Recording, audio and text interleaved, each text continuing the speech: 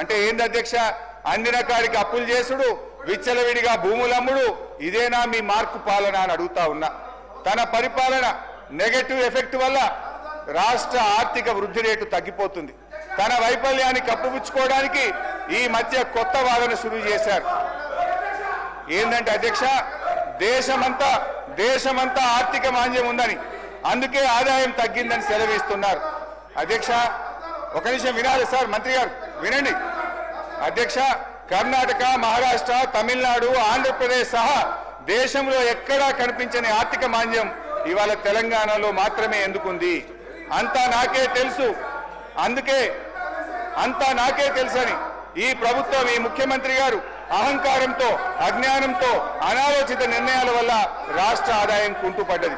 తన వైఫల్యాన్ని కప్పుపుచ్చుకోవడానికి ఆర్థిక మాంద్యం వచ్చిందని, ప్రపంచమే స్లో డౌన్ అయిందని ప్రవచనాలు ప్రారంభించారు. ఏ రాష్ట్రానికి లేని ఆర్థిక మాంద్యం తెలంగాణకే వచ్చిందా? మీ నెగటివ్ పాలసీల వల్ల, మీ రివెంజ్ పాలిటిక్స్ వల్ల ఈ రోజు రాష్ట్ర ఆదాయం తగ్గుతా ఉన్నది.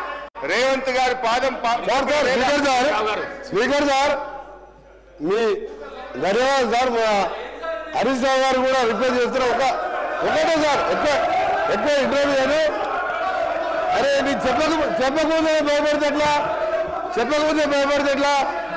సార్ హరీష్ రావు గారు అమ్మకాల గురించి ఇతర విషయాలు చెప్తున్నారు. నేను ఒకటే మీరు పర్మిషన్ కొని సార్ ఎట్లా ఈ రాష్ట్రాన్ని సార్ ఒక దేశ చరిత్రలో ఎక్కడ లేని విధంగా ఎన్నికల ముందు ఒక 2 మాసాల ముందు ఔటర్ రింగ్ రోడ్ అనే రోడ్డుని ఫ్యూచర్ హైదరాబాద్ డెవలప్ చేయడానికి గతంలో హైటెక్ సిటీ కట్టి ఆ తర్వాత ఇంకా ఎక్స్పాన్షన్ చేయాలంటే ఔటర్ రింగ్ రోడ్ కాంగ్రెస్ ప్రభుత్వం రాజశేఖర రెడ్డి గారు ముఖ్యమంత్రిగా ఉన్నప్పుడు ఔటర్ రింగ్ రోడ్ వేసి అక్కడే జిఎంఆర్ ఎయిర్పోర్ట్ కట్టి అక్కడనే ఫైనాన్షియల్ డిస్ట్రిక్ట్ కోకాపేట్ ఎస్సీజెడ్తో పాటు ఇవాళ హైదరాబాద్ ఈ స్టేజ్లో బెంగళూరు తర్వాత ఉన్నదంటే Congress party PV Narasimha Rao expressway కలుపుకుంటూ మెట్రో వరల్డ్ క్లాస్ మెట్రో తీసుకొచ్చి హైదరాబాద్ డెవలప్ చేస్తే సార్ 2 మాసాల ముందు ఎన్నికల 2 విషయాలు చెప్తా సార్ మీకు. మన తెలంగాణ సభ్య సమాజం తలదించుకునే విధంగా ఔటర్ రింగ్ రోడ్డుని కమిషన్ కక్కుర్తుపడి 7,300 కోట్లకు రోడ్డు రంపిన ఘన చరిత్ర ఈయన సార్ వీళ్ళది. రెండవది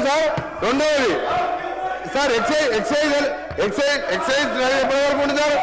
ఎక్సైజ్ షాప్స్ రెస్టారెంట్ ఇది ఇంకా 3 నెలల సమయం ఉంటే 3 నెలల ముందే అప్లికేషన్ తీసుకొని నిరుద్యోగుల దగ్గర 2,000 కోట్ల రూపాయల నాన్ రిఫండబుల్ పేరు మీద వసూలు చేసి షాపులు కేటాయించుకొని ఎన్నికల ముందు చేసిన కథలు. ఇక భూముల అమ్మకాలు, కోకాపేట్ల యాక్షన్లు, వీళ్ళ బిరామీలు 100 కోట్ల లెక్క పెట్టిన భూముల చరిత్ర మేము చెప్తాం, మా రిప్లై చెప్తాం. హరీష్ రావు గారు దేశంలో, రాష్ట్రంలో, మన దేశంలో కాదు ప్రపంచంలో ఎక్కడ కూడా మీ కట్టే రోడ్డు విలువ అధ్యక్ష ఆ కన్స్ట్రక్షన్ కాస్తే 6,500 కోట్లు. రోడ్డు ల్యాండ్ ఎక్విజిషన్ కలితే కదా ఆ రోడ్డు విలువ 1,00,000 కోట్ల పైన ఉంటుంది అధ్యక్ష. రోడ్డు నమ్ముకుంటారు అధ్యక్ష ఎవరైనా? ఈయన భూముల అమ్మకాల గురించి మాట్లాడుతున్నాడు. హరీష్ రావు గారు భూముల అమ్మకాలు మాట్లాడుతున్నారు. హరీష్ రావు గారు మొత్తం తెలియదు అధ్యక్ష. హరీష్ రావు ముందు పెట్టి మాట్లాడిపిస్తారు, వెనక నడిపించే 2-3 ఉన్నారు. హరీష్ రావు మొత్తం తెలియదు. దయచేసి మీ చరిత్ర తెలుసుకొని మాట్లాడండి.